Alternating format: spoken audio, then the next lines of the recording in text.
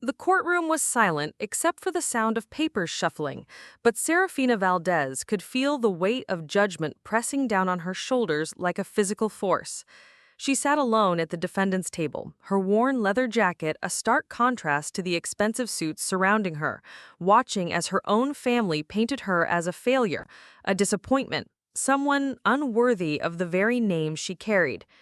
Before we jump back in, tell us where you're tuning in from, and if this story touches you, make sure you're subscribed because tomorrow I've saved something extra special for you.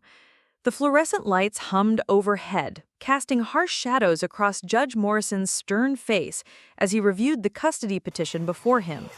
Seraphina's hands trembled slightly as she clasped them together, the small manila envelope in her jacket pocket feeling both weightless and impossibly heavy at the same time.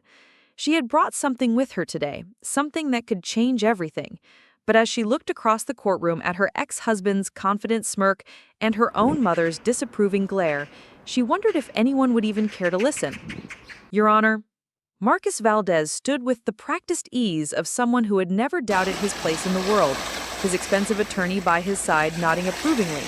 I think the evidence speaks for itself. My ex-wife has been absent from our daughter's life for years, chasing fantasies across the country while I've been the stable parent Sophia needs. Seraphina's chest tightened as she watched her 8-year-old daughter Sophia sitting in the gallery behind Marcus, her small face confused and uncertain. The little girl's eyes met hers for a brief moment before Sophia quickly looked away, as if she had been instructed not to acknowledge her mother's presence. The betrayal cut deeper than any physical wound Seraphina had ever endured. Furthermore, Marcus continued, his voice carrying the authority of someone who had never been questioned, Ms. Valdez has no stable employment, no permanent address, and frankly, no understanding of what it means to be a responsible parent. She's been living some kind of fantasy life, pretending to be someone she's not. The words hit like slaps across Seraphina's face. She wanted to stand, to shout, to tell them all exactly who she was and what she had sacrificed. But her court-appointed attorney, a tired-looking woman named Janet Mills, placed a restraining hand on her arm. "Let them finish," Mills whispered. "We'll have our turn." Marcus's mother, Eleanor Valdez, rose from her seat with the dignity of someone who had never questioned her own importance. Her silver hair was perfectly styled, her pearls gleaming under the courtroom lights as she approached the witness stand. She had insisted on testifying, claiming it was her duty to speak for her granddaughter's welfare. Your Honor, Eleanor's voice carried the weight of old money and older expectations. I've known Seraphina for 12 years since she married my son. She's always been difficult, unpredictable. She filled my son's head with wild stories about her supposed achievements, but frankly, we've never seen any evidence of these claims. Judge Morrison looked up from his papers, his expression neutral but attentive. What kind of claims, Mrs. Valdez? Eleanor's lips pursed as if she had tasted something unpleasant. Military service, supposedly. She claimed to have been deployed overseas, to have received commendations, to have saved lives. But, Your Honor, this woman couldn't even hold down a job at the local grocery store before she married my son. She's always been prone to embellishment. The word hung in the air like an accusation. Seraphina felt her face burn with humiliation as murmurs rippled through the courtroom. Even her own court-appointed attorney, a tired-looking woman named Janet Mills, placed a restraining hand on her arm. She abandoned her family, Eleanor continued, her voice growing stronger with each word. She left my granddaughter when Sophia was barely 3 years old, claiming that she had to fulfill some sort of military obligation. She missed birthdays, holidays, school plays. She was never there when Sophia needed her most. Seraphina's sister, Carmen, who had been sitting quietly in the back row, suddenly stood up. "May I speak, Your Honor?" Judge Morrison nodded, and Carmen walked forward with the same confidence that seemed to run in everyone's family except Seraphina herself. Carmen was everything Seraphina had never been: successful, conventional, approved of by their parents. She owned a thriving real estate business, lived in a beautiful suburban home, and had never once questioned the path laid out for her. Your Honor, I love my sister, but Eleanor is right. Seraphina has always lived in a fantasy world. Growing up, she would tell these elaborate stories about wanting to serve her country, about becoming a soldier, about making a difference in the world. My parents and I tried to help her see reason, tried to encourage her to pursue more realistic goals. Carmen's voice softened as if she were speaking to a troubled child. We supported her when she married Marcus. We thought that maybe having a family would help her settle down, help her see what really mattered.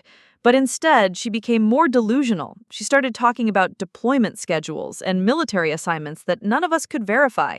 She would disappear for months at a time, leaving Marcus to raise Sophia alone.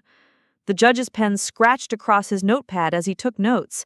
He could see the skepticism growing in his eyes, the way his expression hardened as each family member painted her as an unstable fantasist who had abandoned her responsibilities for imaginary adventures.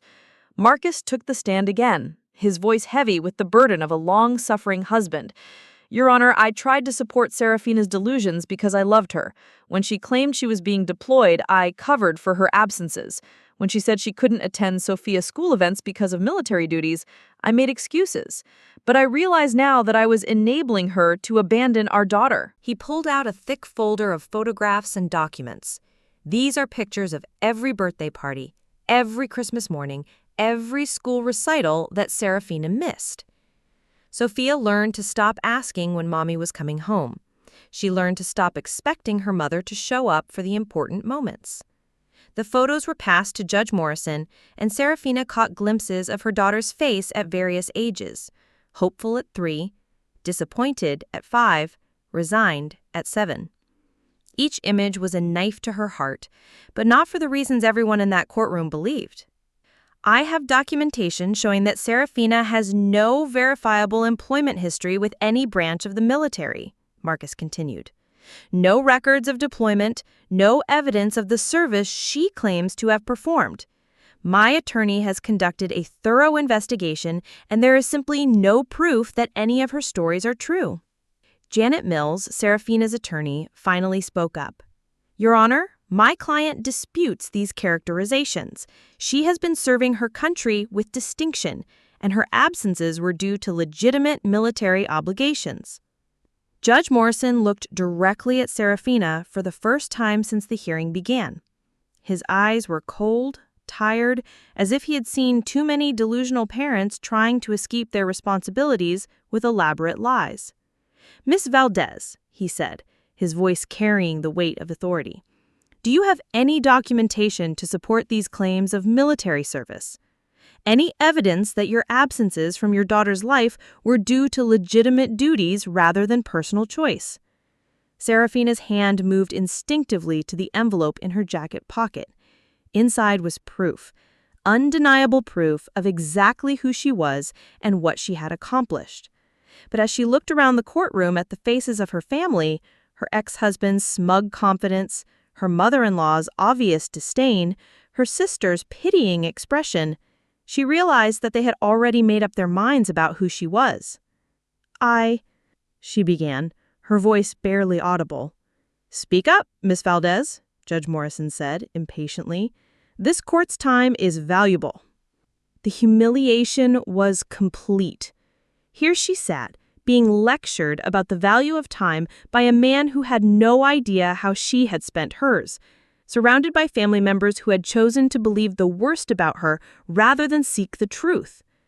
The envelope in her pocket contained everything she needed to vindicate herself, but looking at their faces, she wondered if it would even matter. The weight of their disbelief pressed down on her like a physical force, and for a moment, Seraphina Valdez, decorated veteran, Silver Star recipient, and holder of secrets that could reshape everything these people thought they knew about her, sat in silence, letting their words wash over her like acid rain. What they didn't know, what none of them could have possibly imagined as they sat in that sterile courtroom painting her as a delusional failure, was that 3 months earlier, Seraphina Valdez had stood in the Rose Garden of the White House while the President of the United States pinned the Navy Cross to her uniform, the second highest military decoration for valor in combat, awarded to fewer than 1,000 people since World War II. The ceremony had been classified, attended only by a handful of military brass and intelligence officials who understood the true scope of what Seraphina had accomplished during her 15 years of active duty. The president's words still echoed in her mind as she sat listening to her family's character assassination. Staff Sergeant Valdez, your extraordinary heroism and selfless devotion to duty have saved countless American lives and advanced our nation's security interests in ways that may never be fully disclosed to the public. As Judge Morrison shuffled through Marcus's carefully compiled evidence of her supposed deception, Seraphina closed her eyes and remembered the weight of that medal, the way the president had looked directly into her eyes and said, "Your country owes you a debt it can never repay."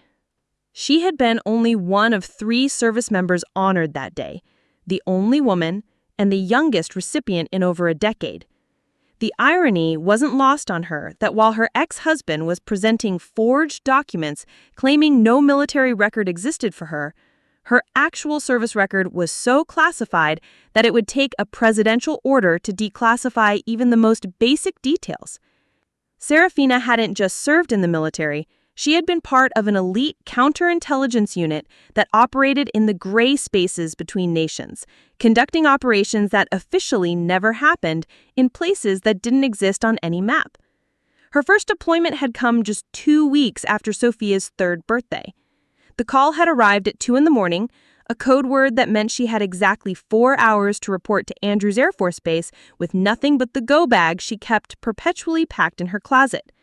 She had kissed her sleeping daughter goodbye, left a letter with Marcus explaining she would be gone for an undetermined period, and disappeared into a world where her very existence became a state secret. The operation took her to the mountains of Afghanistan, where American aid workers had been taken hostage by a splinter group with connections to international arms dealers. The official story was that a diplomatic solution had been reached and the hostages released unharmed. The truth was that Seraphina and her 3-person team had infiltrated the compound during a sandstorm, neutralized 17 armed combatants without firing a shot, and extracted 6 American civilians who would have been executed within hours. For her actions during that mission, she had received her first Silver Star. The ceremony took place in a windowless room in the Pentagon basement, witnessed by 5 people whose names she was forbidden to know. No photographs were taken. No records were kept in any system that could be accessed by conventional means. When she returned home 3 months later, she couldn't tell Marcus where she had been or what she had done. To her family, she had simply vanished and reappeared with vague explanations about training exercises. The pattern repeated itself over the next 4 years. Emergency deployments that pulled her away from birthday parties and school plays, missions that required her to maintain cover identities so deep that sometimes she forgot who she really was. Each absence drove a wedge deeper between her and her family, each classified operation adding another layer to the wall of secrecy that surrounded her real life. Carmen had been particularly cruel during those years, openly mocking Seraphina's claims of military service at family gatherings. "If you're really such an important soldier," Carmen had said at Sophia's 5th birthday party, "why can't you ever prove it? Where are your medals? Where are your deployment photos? Normal soldiers have documentation, Sarah. They have records." What Carmen didn't understand was that Seraphina unit operated under such deep cover that they were legally prohibited from possessing any evidence of their service. No medals could be worn in public, no photographs could be taken, no stories could be told. They existed in the official record only as shadows, their achievements buried in files that required clearance levels most generals would never possess. The missions grew more dangerous as her expertise developed. She learned to speak 4 languages fluently, to forge documents that could fool government officials, and to kill silently with her bare hands when necessary. She became a ghost who could slip across international borders without leaving a trace, a phantom who could extract high-value targets from situations that conventional forces couldn't touch. Her most dangerous assignment came when Sophia was 6 years old. Intelligence had identified a human trafficking ring operating out of Eastern Europe with connections to terrorist financing. The operation required someone who could pose as a potential buyer, someone who could get close enough to the organization's leadership to plant tracking devices and gather intelligence on their financial networks. For 8 months, Seraphina lived undercover in Prague, playing the role of a wealthy American looking to purchase young women for private clients. The work nearly destroyed her psychologically, requiring her to witness horrors that haunted her dreams and participate in conversations that made her physically ill. But the intel she gathered led to the arrest of 43 traffickers and the rescue of over 200 victims, including 17 American citizens who had been missing for years. She received the Navy Cross for that mission, though the citation read only for extraordinary heroism in connection with operations against an armed enemy. The real details would remain classified for decades, if they were ever revealed at all. When she finally returned home, she found that Sophia had learned to stop asking when Mommy would be back. Her daughter had adapted to her absence so completely that Seraphina felt like a stranger in her own home. Marcus had filed for divorce 6 months later, claiming that her mysterious absences and inability to explain her whereabouts had made their marriage impossible. He had accused her of having affairs, of abandoning her family for selfish pursuits, of being mentally unstable. The truth was that she had been saving lives while he was tucking their daughter into bed. But she couldn't tell him that without violating federal law and putting national security at risk. The custody battle had been inevitable. Marcus's attorney had painted her as an unstable fantasist who had abandoned her family for imaginary adventures. Her own attorney, bound by the same classification restrictions that silenced Seraphina herself, had been unable to present any evidence of her actual service. The military couldn't acknowledge her unit's existence, much less testify to her character or accomplishments. As she sat in that courtroom, listening to her family systematically destroy her reputation, Seraphina's hand moved unconsciously to the envelope in her jacket pocket. Inside was her discharge certificate, signed by the Secretary of the Navy himself, along with a letter of commendation that had been declassified specifically for this hearing. It had taken 6 months of bureaucratic maneuvering and the intervention of 2 senators to get those documents released, but they represented uncontestable proof of who she really was. The Navy Cross citation was there too, its language carefully sanitized but unmistakably genuine. For extraordinary heroism, while serving with Special Operations Command during classified operations in hostile territory, Staff Sergeant Valdez repeatedly displayed exceptional courage under fire and demonstrated tactical brilliance that resulted in the successful completion of multiple high-priority missions. Judge Morrison was still reviewing Marcus's fabricated evidence, occasionally glancing up at Seraphina with undisguised skepticism. Eleanor Valdez sat in the gallery with her arms crossed, radiating the satisfaction of someone who believed justice was finally being served. Carmen checked her phone periodically, bored by proceedings she considered a foregone conclusion. None of them knew that the woman they were dismissing as a delusional failure had been personally decorated by 3 different presidents. None of them knew that foreign governments had put bounties on her head, or that she had been offered 7-figure consulting contracts by private military companies. None of them knew that the unassuming envelope in her jacket pocket contained documents that could transform their understanding of everything they thought they knew about her. But Seraphina knew. And as she sat in silence listening to their litany of accusations and dismissals, she felt a strange sense of calm descending over her. The truth was patient. It could wait. It had waited this long, through years of secrecy and sacrifice, through the slow dissolution of her marriage and the gradual alienation from her family. Soon, very soon, the truth would speak for itself. Judge Morrison set down Marcus's file with a heavy sigh, his weathered face showing the exhaustion of a man who had presided over too many custody disputes filled with lies and manipulation. He looked directly at Seraphina, his gray eyes sharp beneath bushy eyebrows that had seen decades of courtroom drama. "Ms. Valdez," he said, his voice carrying the weight of final judgment, "I've reviewed the extensive documentation provided by your ex-husband's legal team. The evidence presented suggests a pattern of abandonment and deception that this court cannot ignore. Before I render my decision regarding custody of your daughter, do you have anything to say in your defense?" The courtroom fell silent except for the soft hum of fluorescent lights and the distant sound of traffic from the street below. Seraphina could feel every eye in the room focused on her, waiting for her to offer some desperate excuse, some final plea that would only further confirm their belief in her delusions. She stood slowly, her movements deliberate and precise, carrying herself with the bearing that 15 years of military service had ingrained in her bones. Her hand moved to the envelope in her jacket pocket. fingers trembling slightly as she felt the raised seal of the Department of the Navy through the manila paper. "Your Honor," she said, her voice steady despite the chaos of emotions swirling within her chest, "I do have something to present to the court." Marcus's attorney leaned forward with obvious irritation. "Your Honor, if Miss Valdez intends to present more fabricated documents or false claims about military service, I object. We've already established that no record of her alleged service exists in any official capacity." Judge Morrison held up a hand for silence, his attention fully focused on Seraphina. Something in her posture, perhaps the sudden stillness that had come over her, suggested that this moment was different from the desperate flailing they had all expected. "Proceed, Ms. Valdez." Seraphina removed the envelope from her pocket with the same careful precision she had once handled explosive devices in hostile territory. The manila paper was unmarked except for an official seal that caught the harsh courtroom lighting as she walked towards the judge's bench. "Your Honor," she began, her voice growing stronger with each word, "the documentation presented by opposing counsel is correct in stating that my service record cannot be found through conventional channels. This is because my assignments over the past 15 years have been classified at levels that require special authorization to access." A murmur rippled through the courtroom, but Seraphina continued without pause.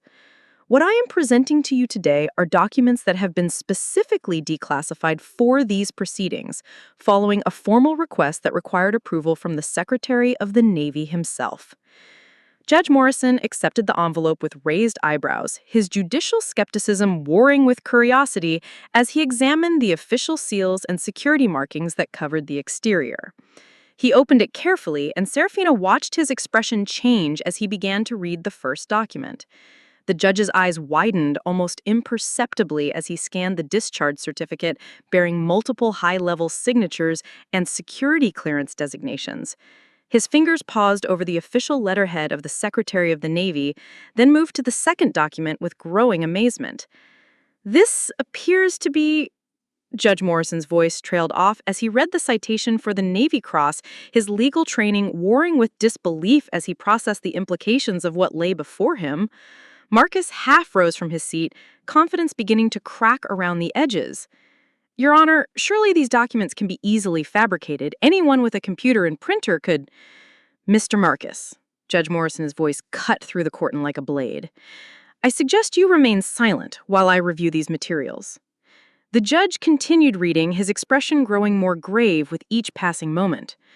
The third document was a letter of commendation signed by a 3-star general whose name Seraphina couldn't reveal but whose reputation in military circles was legendary. The fourth was a classified operational summary that had been heavily redacted but still contained enough detail to paint a picture of extraordinary service in some of the world's most dangerous locations. Preparing and narrating this story took us a lot of time, so if you are enjoying it, subscribe to our channel. It means a lot to us. Now back to the story. Judge Morrison looked up from the documents, his gaze settling on Seraphina with new understanding.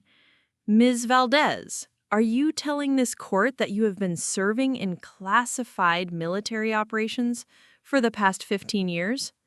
"Yes, Your Honor. I have been a member of Special Operations Command, conducting counterintelligence operations in support of national security objectives. My unit operates under such deep classification that our very existence is considered a state secret." The words fell into the courtroom like stones into still water, sending ripples of shock through every person present. Eleanor Valdez's face had gone pale, her perfectly composed features cracking as the implications of what she was hearing began to sink in. Carmen's phone had slipped from her nerveless fingers, clattering to the floor as she stared at her sister with dawning horror. Marcus's attorney was frantically whispering to his client, but Marcus himself seemed frozen, his confident smirk replaced by something approaching panic as he began to understand that everything they had built their case upon was not just wrong, but catastrophically so. Judge Morrison continued examining the documents, his legal training evident in the way he checked watermarks, verified seal placements, and cross-referenced authorization codes with practiced efficiency. After several minutes that felt like hours, he looked up again. Ms. Valdez, this documentation appears to indicate that you are the recipient of the Navy Cross, the second highest decoration for valor in the United States military. Is this correct? Yes, Your Honor. And this commendation letter suggests that your classified operations have resulted in the rescue of American citizens and the prevention of terrorist attacks on U.S. soil? That is correct, Your Honor, though I am still bound by classification restrictions regarding the specific details of those operations. The courtroom had fallen into absolute silence. Even the court reporter had stopped typing, her hands frozen over the keys as she struggled to process what she was witnessing. Judge Morrison set the documents down carefully, his movements slow and deliberate as he processed the complete reversal of everything that had been presented to his court over the past hour. When he looked up, his expression had transformed from skeptical impatience to something approaching awe. "Mr. Valdez," he said, his voice carrying a dangerous edge that made Marcus visibly flinch, "are you telling this court that you have spent the past 3 years accusing a decorated war hero of fabricating her military service?" Marcus opened his mouth, but no words came out. His expensive attorney attempted to salvage the situation. "Your Honor, even if these documents are authentic, they don't change the fact that Ms. Valdez abandoned her daughter for extended periods." "Counselor," Judge Morrison's voice cut through the attempted objection like a scythe, "are you seriously suggesting to this court that a woman who has been serving our nation in classified operations, who has been personally decorated for saving American lives, should be condemned for fulfilling her sworn duty to defend this country?" The attorney fell silent, realizing that every word he spoke was only making his client's position worse. Judge Morrison turned his attention to Eleanor Valdez, who was sitting in the gallery looking as though she might faint. "Mrs. Valdez, you testified under oath that your daughter-in-law was prone to fabrication and delusion regarding her military service. Do you have anything to say about that testimony now?" Eleanor's mouth opened and closed soundlessly, her face cycling through shades of white and gray as the full weight of her humiliation became clear. The judge then looked at Carmen, who was staring at her sister with undisguised shock. "Ms. Hernandez, you also testified that your sister was living in a fantasy world. Would you care to revise that assessment?" Carmen shook her head mutely, tears beginning to stream down her face as she realized the magnitude of what she had done to her sister. Judge Morrison stood, his black robes rustling as he moved, and the entire courtroom instinctively rose with him. When he spoke again, his voice carried the full authority of his office and the righteous anger of a man who had witnessed an extraordinary injustice. "In 37 years on this bench," he began, his words ringing through the silent courtroom, "I have never seen a more egregious miscarriage of character assassination than what has been attempted here today. Ms. Valdez, you have my personal apology for the treatment you have received in this courtroom." He turned to face Marcus and his legal team, his expression stern and unforgiving. "Mr. Valdez, you have brought false documentation to this court in an attempt to defame a woman who has served our nation with extraordinary distinction. You have accused a decorated veteran of fabricating her service record while presenting fraudulent evidence to support your claims." Marcus had gone completely white, his confident facade crumbling as he began to understand the legal jeopardy he now faced. "Furthermore," Judge Morrison continued, "you have kept a decorated war hero from her daughter based on lies and manipulation. This court is deeply troubled by the calculated nature of this deception." The judge returned his attention to Seraphina, his expression softening with genuine respect. "Ms. Valdez, this court hereby grants you full custody of your daughter with immediate effect. Mr. Valdez will be permitted supervised visitation pending a full investigation into the fraudulent documents presented today." The gavel came down with a sound like thunder, and suddenly the courtroom exploded into chaos as the full implications of what had just occurred began to sink in for everyone present. The chaos in the courtroom gradually subsided as the bailiff restored order. But the shock waves from Judge Morrison's ruling continued to reverberate through everyone present. Seraphina stood motionless near the defendant's table, still processing the magnitude of what had just occurred. For 15 years, she had carried the weight of her family's disbelief, the burden of secrets she couldn't share, and the pain of watching her daughter grow up believing her mother was a liar and a failure. Sophia, who had been sitting quietly behind her father throughout the proceedings, now stared at her mother with wide, confused eyes. The 8-year-old had been coached to see Seraphina as the unstable parent who had abandoned her family for selfish reasons. But the official documents and the judge's dramatic reversal had shattered that carefully constructed narrative. The little girl's face cycled through confusion, recognition, and something that might have been the beginning of understanding. Marcus remained seated, his expensive suit wrinkled, and his face ashen as the full implications of his situation began to crystallize. His attorney was hurriedly packing documents into his briefcase, avoiding eye contact with everyone in the courtroom as he calculated the potential legal consequences of presenting fraudulent evidence to a federal judge. The confident man who had walked into the courtroom, expecting an easy victory, now faced the possibility of criminal charges for perjury and falsification of federal documents.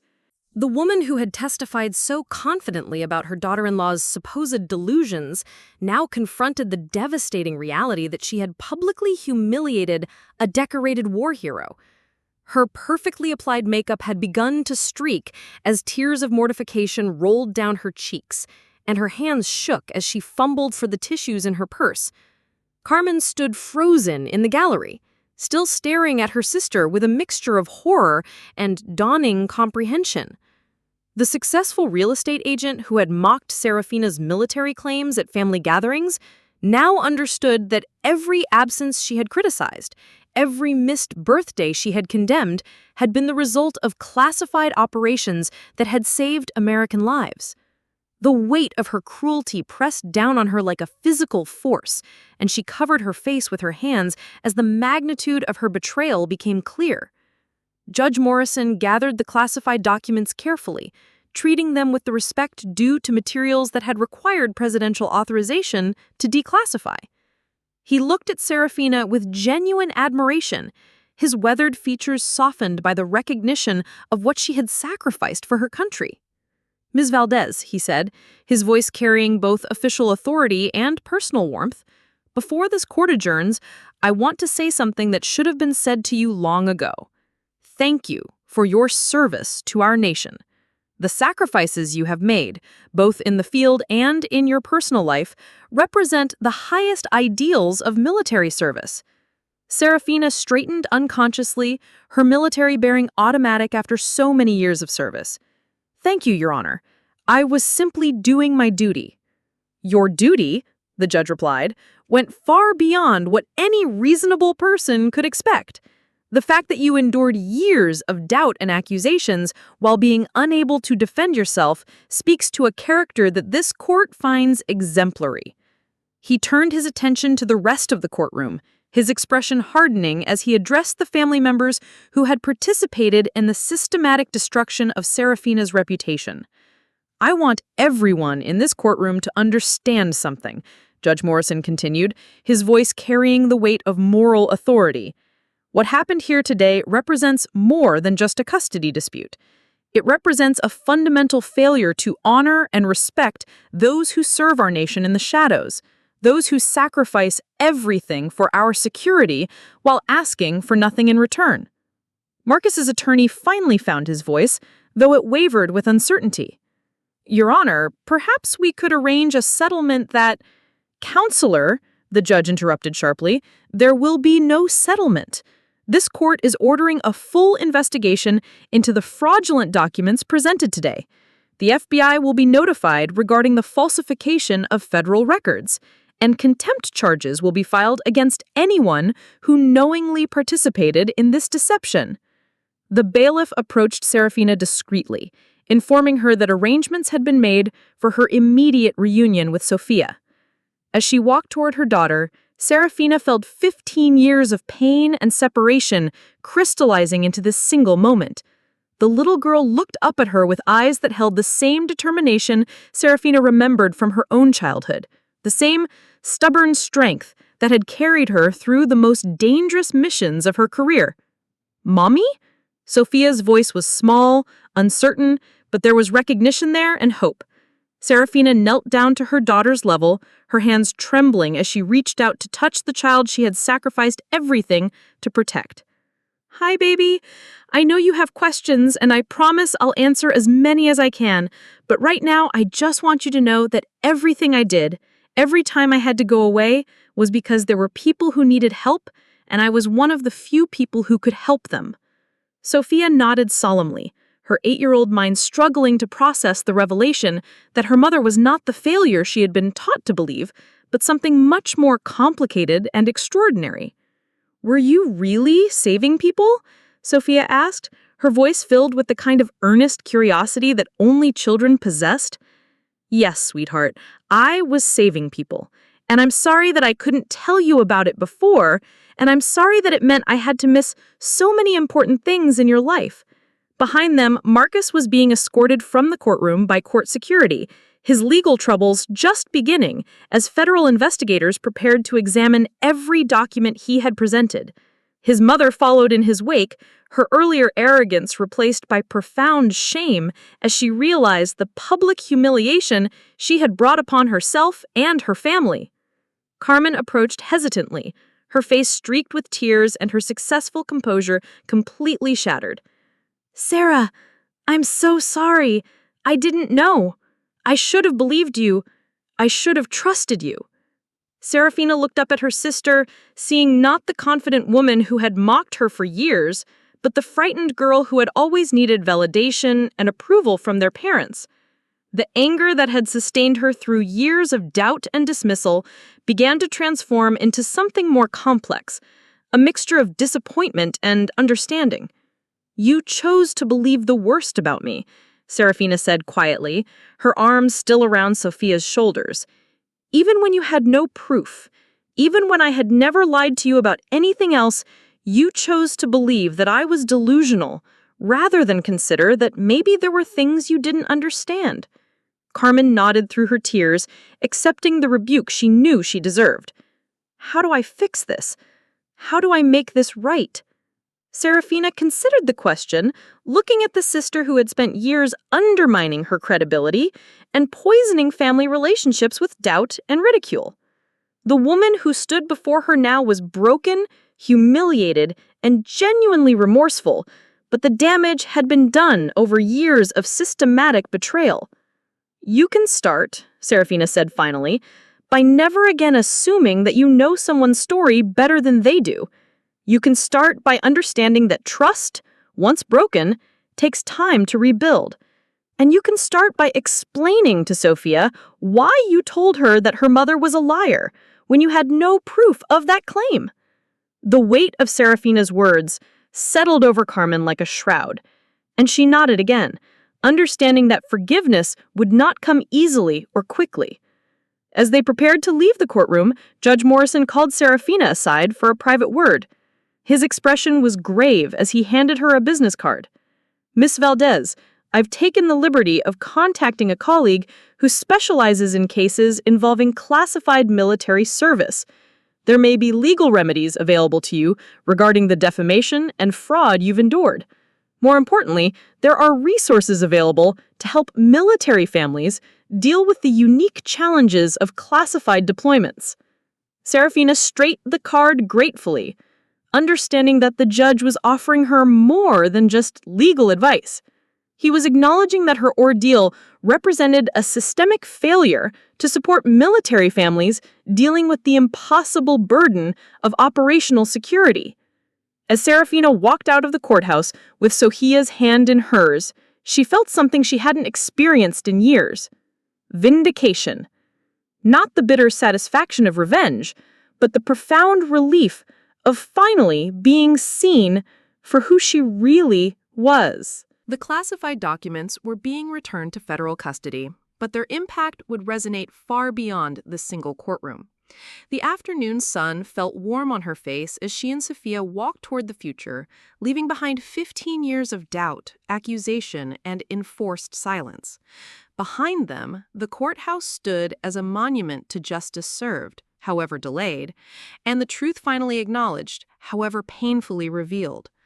6 months after the courtroom revelation that changed everything, Seraphina Valdez stood in the kitchen of her new apartment, watching her daughter Sophia carefully measure flour for chocolate chip cookies.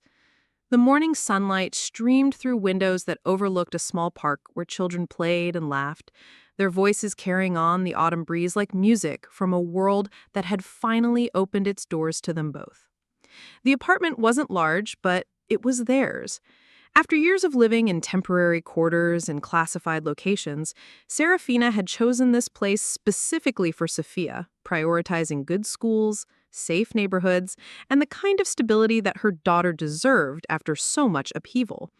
The walls were decorated with Sophia's artwork and photographs from their weekend adventures, creating a home that reflected their growing bond rather than the careful neutrality of military housing. "Mom, did you really jump out of helicopters?" Sophia asked, her voice filled with the kind of wonder that 8-year-olds possessed when the ordinary world suddenly revealed itself to be far more exciting than they had imagined. Seraphina smiled, continuing to wash the breakfast dishes as she considered how to answer.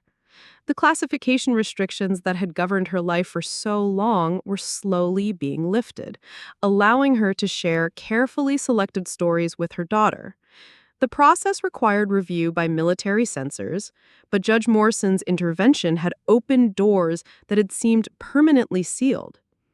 "Sometimes," she replied, drying a plate and setting it in the cabinet, "but only when it was the safest way to help people who were in trouble. Most of my job involved planning and thinking, not the dramatic stuff you see in movies." Sophia nodded solemnly, her face serious as she processed this information. The little girl had been asking questions constantly since the custody hearing, trying to reconcile the mother she was getting to know with the absent figure she had been taught to resent. Each conversation brought them closer, but Seraphina could see that Sophia was still working to understand the years of separation and the reasons behind them. The transition hadn't been easy for either of them. Sophia had spent 5 years believing that her mother was unreliable and dishonest, and those beliefs didn't disappear overnight simply because a judge had revealed the truth. There had been tears, confusion, and moments of anger as Sophia grappled with the realization that the adults in her life had systematically lied to her about her own mother. Seraphina had found herself navigating the delicate balance between honoring her daughter's feelings and helping her understand the complexity of the situation. She never spoke negatively about Marcus or his family, despite their betrayal, because she understood that Sophia needed to process her own feelings about the people who had raised her during those crucial years. "Can you tell me about the time you saved those people from the bad guys?" Sophia asked, her eyes bright with curiosity as she stirred the cookie dough. Seraphina considered the question carefully. The hostage rescue in Afghanistan remained largely classified, but military psychologists had recommended that she share age-appropriate versions of her missions to help Sophia understand the importance and nobility of the work that had kept them apart. "Well," she began, sitting down at the kitchen table where she could watch her daughter's face. "There was a time when some American doctors and nurses were taken by people who wanted to hurt them. These doctors had been helping sick children in a place where there wasn't much medicine or food." Sophia stopped stirring and turned to face her mother fully, recognizing the beginning of one of the stories that helped explain the missing years of her childhood. "My team and I had to figure out how to get to these doctors without anyone getting hurt," Seraphina continued. "We spent weeks planning, learning about the place where they were being held, and finding the safest way to bring them home to their families." "Were you scared?" Sophia asked, her voice small but intense. Seraphina nodded honestly. "I was scared every time. Being scared is normal when you're trying to help people in dangerous situations. But my training taught me how to use that fear to stay alert and make good decisions." These conversations had become a ritual between them, a way of slowly rebuilding the connection that should have been there all along.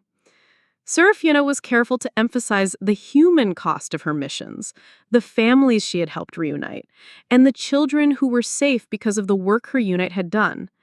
She wanted Sophia to understand not just what she had done, but why it mattered enough to sacrifice their time together. The legal aftermath of the custody hearing had been swift and severe.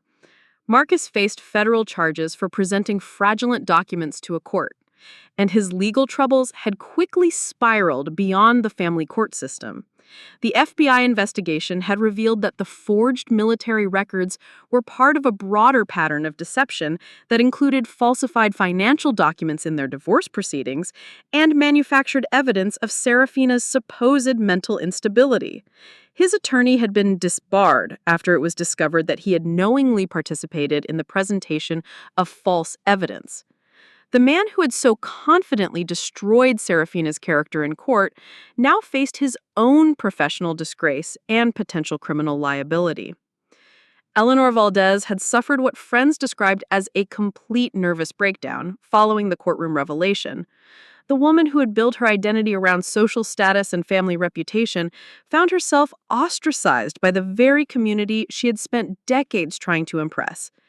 The story of her false testimony against a decorated war hero had spread through their social circles like wildfire, and she had become the subject of whispered conversations and pointed snubs at the country club where she had once held court. Carmen had attempted to rebuild her relationship with Seraphina, but the process was slow and painful. The successful real estate agent had lost several major clients when the story of her betrayal became public, and she had been forced to confront the reality that her actions had consequences beyond her family relationships. She had written letters, sent gifts, and made numerous attempts to demonstrate her remorse, but Seraphina had made it clear that forgiveness would require time and consistent actions, not grand gestures. "I understand that you're sorry," Seraphina had told her sister during one of their carefully supervised meetings, "but for 15 years, you chose to believe the worst about me despite having no evidence. You didn't just doubt me privately, you actively worked to convince others, including Sophia, that I was lying about my service. That kind of damage doesn't heal quickly." Carmen had accepted the rebuke with the humility of someone who finally understood the magnitude of her betrayal. She had begun seeing a therapist to work through her own issues with validation and approval seeking, recognizing that her need to maintain family harmony had led her to participate in a profound injustice. The military community had rallied around Seraphina once her story became public. Veterans organizations had reached out to offer support, and her former commanding officers had provided character references that painted a picture of exceptional service and sacrifice.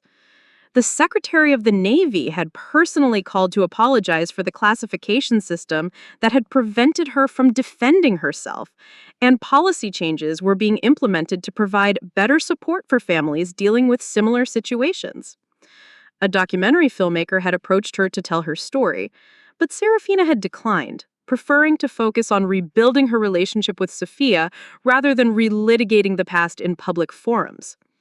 She had accepted a position as a consultant with the Department of Veterans Affairs, working to develop better support systems for military families dealing with classified deployments and the unique challenges they created. She testified before congressional committees about the need for better support systems, and her recommendations were being incorporated into new policies that would protect other military families from experiencing the kind of isolation and doubt that had nearly destroyed her own family. Sophia had started therapy to help her process the revelation about her mother's true identity and the years of misinformation she had received. The child psychologist had been impressed by Sophia's resilience and her ability to adapt to the dramatic changes in her understanding of her family history. The little girl was learning to trust her own perceptions, rather than accepting the narratives that adults created for her, a skill that would serve her well as she grew older. "Dr. Martinez says it's okay to be angry about what happened," Sophia had told her mother during one of their evening talks. She says it's normal to feel confused when adults don't tell you the truth about important things. Seraphina had nodded, grateful for the professional guidance that was helping her daughter process such complex emotions. Dr. Martinez is right. It's okay to feel angry and it's okay to feel confused. Those are normal reactions to a very unusual situation. The relationship between mother and daughter was slowly healing, built on a foundation of honest communication and shared experiences.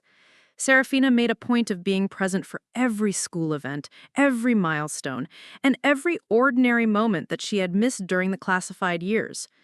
She attended parent-teacher conferences, helped with homework, and created the kind of stable routine that Sophia had never experienced with her. They had developed their own traditions: Saturday morning pancakes, Sunday afternoon walks in the park, and evening storytelling sessions where Seraphina shared carefully sanitized versions of her adventures around the world. Sophia was learning about different cultures, languages, and the importance of service to others, while Seraphina was rediscovering the simple joys of parenthood that her military service had forced her to sacrifice. The financial settlement from the custody case had provided them with security and options that Seraphina had never expected. Marcus's fraudulent activities had invalidated their original divorce agreement, and the court had awarded her substantial damages for defamation and emotional distress. More importantly, the legal precedent set by their case was helping other military families who found themselves in similar situations. As autumn progressed into winter, Seraphina found herself settling into a routine that felt both foreign and wonderful after so many years of uncertainty and secrecy. She picked Sophia up from school every day, helped with homework at the kitchen table, and tucked her daughter into bed with stories and songs that created the kind of childhood memories she had always wanted to provide. The scars from their years of separation would never completely heal, but they were building something new together. Something stronger because it was based on truth rather than the carefully constructed lies that had defined Sophia's early childhood. The little girl was learning to trust her mother's word, to believe in her love, and to understand that sometimes the most important work required the greatest personal sacrifices. Judge Morrison had maintained contact with them, checking in periodically to see how they were adjusting to their new life together. The veteran jurist had been deeply affected by their case, and he had become an advocate for policy changes that would prevent other military families from experiencing similar ordeals. He had written articles for legal journals about the unique challenges facing military families with classified service records, and his recommendations were being studied by lawmakers and military leaders. "You've done something important," he had told Seraphina during one of their conversations. "Your willingness to speak out about these issues is helping other families who are still trapped in the same impossible situation you faced." The recognition meant more to Seraphina than any military decoration she had received, because it represented hope for other families who were struggling with the same challenges she had overcome. She had transformed her personal ordeal into a force for positive change, using her platform to advocate for policies that would protect other military families from experiencing the isolation and doubt that had nearly destroyed her relationship with her daughter. As autumn progressed into spring, Sophia's 8th birthday approached, and Seraphina found herself planning the kind of celebrations she had dreamed of during all those missed birthdays when she was deployed in classified locations around the world.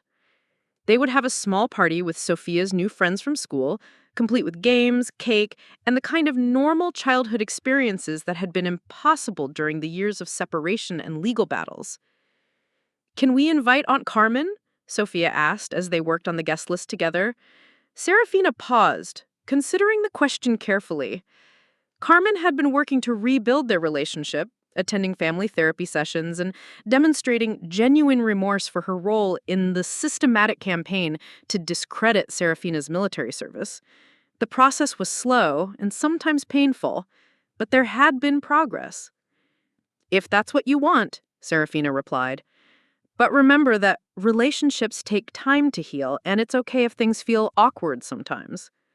Sophia nodded with the wisdom of a child who had learned to navigate complex adult emotions. "I know.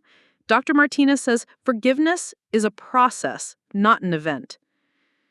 The simple profundity of her daughter's observations struck Seraphina as evidence of the resilience and emotional intelligence that Sophia was developing through their shared healing process.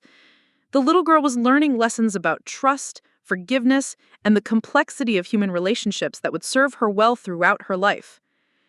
That evening, as Seraphina tucked Sophia into bed, her daughter asked the question that had been weighing on both their minds for months. "Mom, do you ever wish you hadn't done those missions? Do you ever wish you had stayed home with me instead?" Seraphina considered the question carefully, understanding that her answer would shape Sophia's understanding not just of their past, but of the values that would guide their future together. "Sweetheart," she began, sitting on the edge of Sophia's bed, "I wish I could have found a way to serve our country and be with you at the same time. I wish the people who needed help could have been helped in a different way. But I don't regret helping them, because that's who I am. I'm someone who helps people when they're in trouble, even when it's difficult or dangerous." Sophia nodded thoughtfully, processing this complex answer. "And now you're helping other military families, right?" "That's right. I'm using what I learned to make sure other kids don't have to grow up not understanding why their parents have to go away sometimes." "That's good," Sophia said with the simple moral clarity that children possessed. "Even if it was hard for us, it's good that you're helping other people not have to go through what we went through." As Seraphina turned off the lights and closed Sophia's bedroom door, she reflected on the extraordinary journey that had brought them to this point. The classified missions that had taken her away from her daughter had been important, saving lives and preventing terrorist attacks that could have devastated American communities. But the work she was doing now, using her experience to help other military families, felt equally meaningful in a different way. She had learned that heroism took many forms, and that sometimes the greatest courage was required not in foreign battlefields, but in courtrooms and family therapy sessions where the wounds of separation and misunderstanding had to be healed one conversation at a time. The apartment was quiet as Seraphina prepared for bed, but it was a peaceful quiet, rather than the empty silence that had characterized so much of her adult life. Tomorrow would bring new challenges and new opportunities to build the relationship with Sophia that they had both been denied for so many years. There would be homework to help with, stories to share, and the thousand small moments that comprise the ordinary magic of family life. As she drifted off to sleep, Seraphina thought about the envelope she had carried into that courtroom 6 months ago. The classified documents that had transformed her from a discredited failure into a recognized hero in the span of a single afternoon. But the real victory hadn't been the public vindication or the legal consequences for those who had wronged her. The real victory was the little girl sleeping peacefully in the next room, the daughter who was finally learning to trust her mother's word, to believe in her love, and to understand that sometimes the most important work required the greatest personal sacrifices.